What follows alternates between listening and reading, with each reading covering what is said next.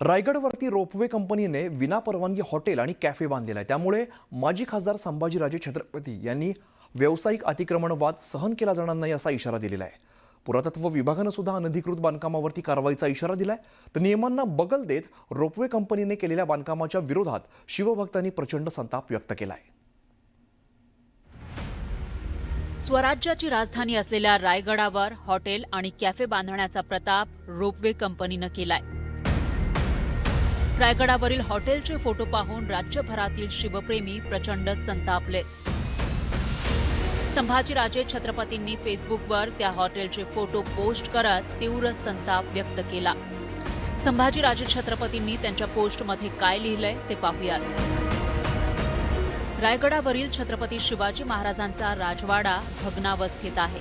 त्याचे संवर्धन करायला पुरातत्व विभागाचे नियम आणि अडथळे आहेत। रायगड विकास प्राधिकरणाला गडावरील एक दगडही हलवू देत नाही, पण रोपवे कंपनीच मात्र रायगडावर विना परवानगी हॉटेल, रेस्टॉरंट, कॅफे आणि सिमेंट कॉन्क्रीटचे भव्य राजवाडे बांधण्यास खुली मुभा दिली आहे। नाममात्र नोटिसा दिल्यानंतरही कामं पूर्ण करण्यात आली आहेत। एका व्यावसायिक कंपनीकडे इतके धाडस आणि आडमुठेपणा येतो कुठून? दुर्गराज रायगड युनेस्को जागतिक वारसा स्थळ घोषित झालाय। गडावर अशी बेकायदेशीर बांधकामं होत राहिली तर हे नामांकन देखील धोक्यात येऊ शकतं। याला जबाबदार कोण असणार? रायगडाच्या अस्मितेपेक्षा मोठं काहीही असू शकत नाही, अशा जळजळीत शब्दात संभाजीराजे छत्रपतींनी अनेक प्रश्न उपस्थित केलेत।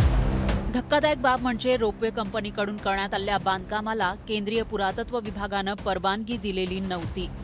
15 सप्टेंबर 2025 रोजी केंद्रीय पुरातत्व विभागानं किल्ले रायगडावरील अनधिकृत बांधकाम रोखण्यासाठी नोटीस दिली होती।